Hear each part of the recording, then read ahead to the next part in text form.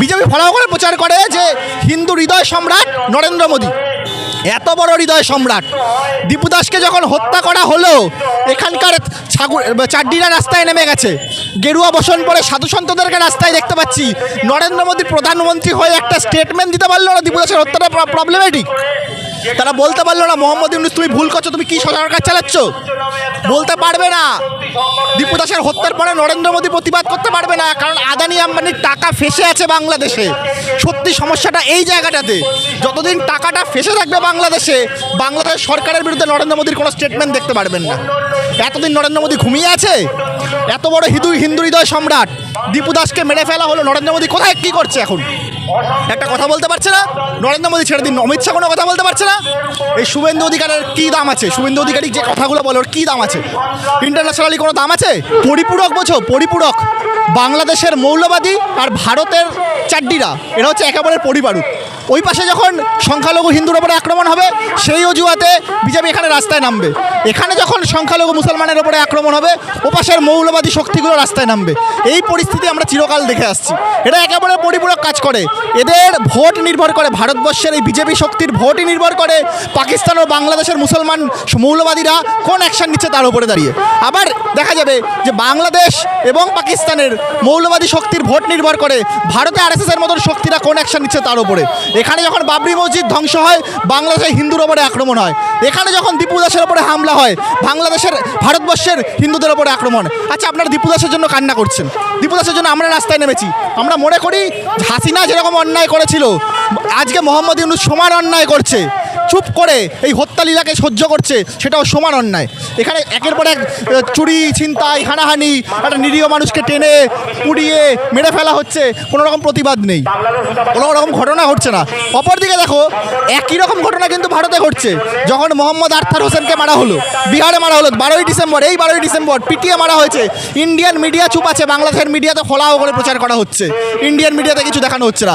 ইন্ডিয়াতে যদি দেখা মানে মোহাম্মদ আরথার ইউনূসকে, এখানে যে কোনো কাউকে জিজ্ঞেস করুন রাস্তা দিয়ে যেতে যেতে, মোহাম্মদ আরথার ইউনূসকে কেউ নামটা শোনেনি, দীপু দাসের নাম শুনেছে, কারণ এটাই পলিটিক্স। আপনি দেখুন না, রামনারায়ণ, কেরালার রামনারায়ণ, নামেই রয়েছে রাম এবং নারায়ণ। সে একজন দলিত বলে তাকে কেরালায় পিটিয়ে মারলো কারা না? উগ্র হিন্দুত্ববাদীরা। কি হলো তারপরে? উগ্রত্ব হিন্দুত্ববাদীরা কী করলো তারপরে? কোনো শাস্তি হলো? কোনো রকম দেখা যাবে এরকম হত্যালীলাকে আটকানো গেছে, এরকম একটা পরিস্থিতি তৈরি করছে। পরিস্থিতিটা এমন জটিল তৈরি করা হচ্ছে, সেখানে হিন্দু আর মুসলমান বাদে মানুষের কোনো রকম পরিচয়ই থাকছে না। সে শ্রমিক, সে খেটে খাওয়া মানুষ, সে অন্যের জমিতে কাজ করে, অন্যের কারখানায় কাজ করে, সেই পরিচয়গুলোর পরিচয় থাকছে না। হিন্দু মুসলমানটাই শুধুমাত্র পরিচয় হচ্ছে। এই সুযোগে আরাবলী পর্বতকে কেটে বিক্রি করে দেওয়া হবে, এই সুযোগে ভারতের বনভূমিকে ধ্বংস করে দেওয়া হবে, আদানি আম্বানির হাতে তুলে দেওয়া হবে। বিজেপি ফলাও করে প্রচার করে যে হিন্দু হৃদয় সম্রাট নরেন্দ্র মোদী।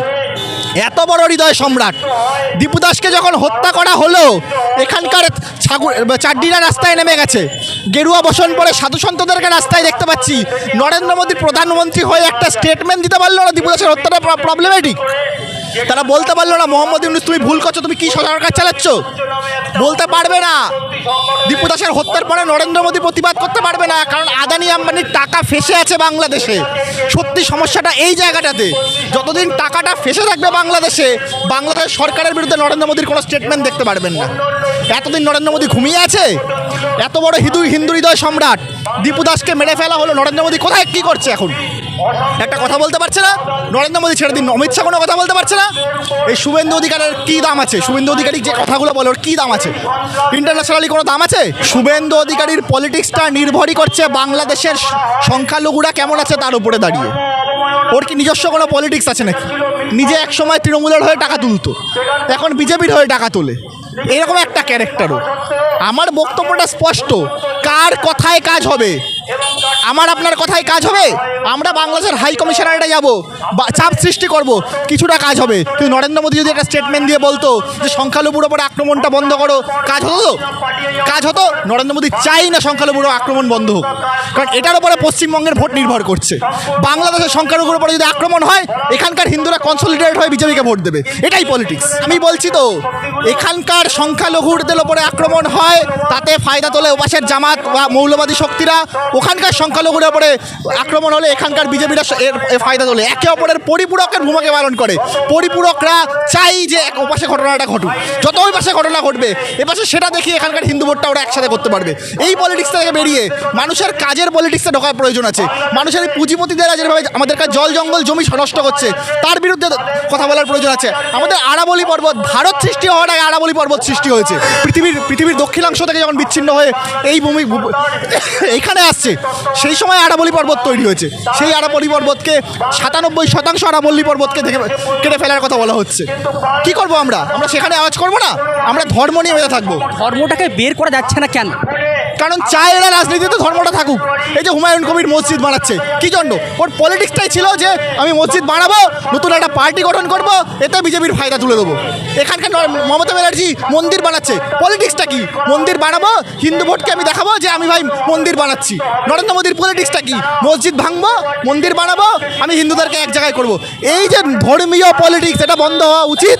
এবং এরা চায় ধর্মীয় পলিটিক্সের মাধ্যমে মানুষ যাতে ভুলে থাকে। এই ভুলে থাকার রাজনীতির বিরুদ্ধে আজকে আমরা রাস্তায় নেমেছি। আমরা বাংলাদেশের এখানে কমিশনের কাছে যাব, আমরা সাধারণ মানুষ, আমরা চাপ সৃষ্টি করব। আমরা বলবো যে ওখানকার সংখ্যালঘুর উপরে যেন আক্রমণ না হয়। ওখানে সংখ্যালঘুর উপরে আক্রমণ হলে আমাদের এখানে কষ্ট হয়, এটা বাস্তব। কিন্তু এর থেকেও বেশি কষ্ট হয় যখন আমাদের দেশের মধ্যেই বিহারে আর্থারকে মারা হয়, আমার দেশের মধ্যেই রামনারায়ণকে যখন পিটিয়ে মারা হয়, আকলাককে যখন মারা হয়, আফরাজুলকে যখন জ্বালিয়ে দেওয়া হয় মেরে, আমাদের কষ্ট হয় ততটাই। এবং এই কষ্টটার বিরুদ্ধে আজকে আমরা রাস্তায় নেমেছি। আমরা চাই সাম্প্রদায়িকতাহীন একটা সমাজ, যে সমাজ ডেভেলপমেন্টের কথা বলবে, ছেলেমেয়ে চাকরি করবে, বিজ্ঞানের চর্চা হবে। তার বিরুদ্ধে দাঁড়িয়ে আমরা ধর্ম ধর্ম ধর্ম ধর্ম করে চলেছি।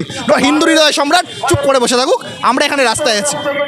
বিজেপির অনেক নেতাই বলছে যে যারা ইউনিশ সরকার আসার পরে উল্লাস করছিল তারা এখন কোথায়, তারা কেন রাস্তায় নেমে প্রতিবাদ করছে? দেখো, বাংলাদেশের পলিটিক্স আর ভারতের পলিটিক্স আলাদা। ভারতে এটা দেখো যে যখন দীপু দাসকে হত্যা করা হলো, ভারতে প্রায় সব সংগঠন প্রতিবাদ করেছে, রাস্তায় নেমেছে। আমরা যারা হাসিনার অত্যাচারের বিরুদ্ধেও রাস্তায় ছিলাম, দীপু দাসের উপরে যে অত্যাচারটা হলো তার বিরুদ্ধেও আমরা যে রাস্তায় নেমেছি। আবার দেখো অপরদিকে বাংলাদেশেও কিন্তু সেটা চাক বা না চাক, ওখানকার যারা সাম্প্রদায়িক শক্তিরা আছে তাদেরকে বাদ দিয়ে অন্যান্য বামপন্থী বাংলাদেশের যারা ধর্মনিরপেক্ষ শক্তি, এমনকি বিএনপি পর্যন্ত রাস্তায় নেমে দীপু দাসের হত্যার প্রতিবাদ করেছে। ওখানকার মিডিয়া দেখাচ্ছে ভারতে কটা লোক এই আর্থার হোসেনের নাম শুনেছে, মোহাম্মদ আর্থার হোসেনের কটা লোক নাম শুনেছে? কারণ এই পলিটিক্সটাকে সামনেই আনা হয় না। কটা লোক রামনারায়ণের নাম শুনেছে? কারণ এই পলিটিক্সটাকে সামনেই আনা হয় না। ভারতবর্ষ সাম্প্রদায়িক থাকবে আর বাংলাদেশ সাম্প্রদায়িকহীন হবে, এটা হতে পারে না। দুটো দেশই সাম্প্রদায়িকহীন হতে হবে। আমাদের এখানকার সংখ্যালঘুদেরকে আমাদের রক্ষা করতে হবে, উদাহরণ সৃষ্টি করতে হবে এবং ওদেরকে বলতে হবে দেখো আমরা এরকম করেছি, তুমিও এটাই করো। এই পলিটিক্সটা থাকা দরকার। আমরা এই সাম্প্রদায়িকতা চাই না, আমরা ডেভেলপমেন্টের পলিটিক্স চাই। আমরা চাই ছেলে মেয়েদের হাতে কাজ হোক। আমরা চাই আমাদের এখানকার জল জঙ্গল জমি পাহাড় যেভাবে পর্বত যেভাবে বিক্রি করে দেওয়া হচ্ছে আদানি আম্বানির বিরুদ্ধে, তার বিরুদ্ধে আওয়াজ হোক। এবং নরেন্দ্র মোদীর যে সকল ইমেজ ক্রিয়েট করে রেখেছে, তো এটা আপাতত এই ইমেজটা যেন ভেঙে যায়। কোন হাজার হাজার কোটি টাকা এখানকার বড় বড় বুর্জোয়াদের, যারা আদানি আম্বানি অন্যান্য শক্তি, ভারতবর্ষের যেন বুর্জোয়া পুঁজিপতিরা রয়েছে, তাদের প্রচুর টাকা বাংলাদেশে ইনভেস্টেড হয়ে আছে। আমাদের এখানে গোড্ডাতে বিদ্যুৎ হচ্ছে, বিক্রি হচ্ছে কোথায়? বাংলাদেশে। আমাদের এখানে এখানকার বিভিন্ন প্রোডাক্ট বাংলাদেশে যাচ্ছে। এই বড় বড় বুর্জোয়া পুঁজিপতি যারা বিজেপিকে ফান্ড করে, আসলে তাদের টাকা যদি ফেঁসে থাকে তাহলে আলটিমেট নরেন্দ্র মোদীর ওপরে থ্রেট এসে যাবে। নরেন্দ্র মোদীর এই যে সরকারটা রয়েছে ওটা ডকবক করবে। এই কারণে নরেন্দ্র মোদী কিছু বলতে পারছে না, ওদের কেন্দ্র সরকার কিছু বলতে পারছে না, ইউনিয়ন মিনিস্ট্রিটাকেও কিছু বলতে পারছে না। যদি বলে তাহলে আদানি আম্বানির টাকা ফেসে যাবে।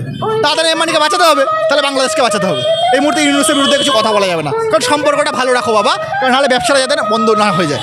গরিব মানুষ ব্যবসায় লস করুক, আমাদের এখানকার এসপ্ল্যানেডের ব্যবসায়ীরা লস করুক, আমাদের এখানকার ছোটোখাটো দোকানদাররা যারা বাংলাদেশিদের টাকাতে চলতো তাদের ব্যবসায় লস হোক, কিন্তু আদানি আম্বানির যেন লস না হয়, এটা নরেন্দ্র মোদীর লক্ষ্য। ওরা সেই কাজটাই করে চলেছে।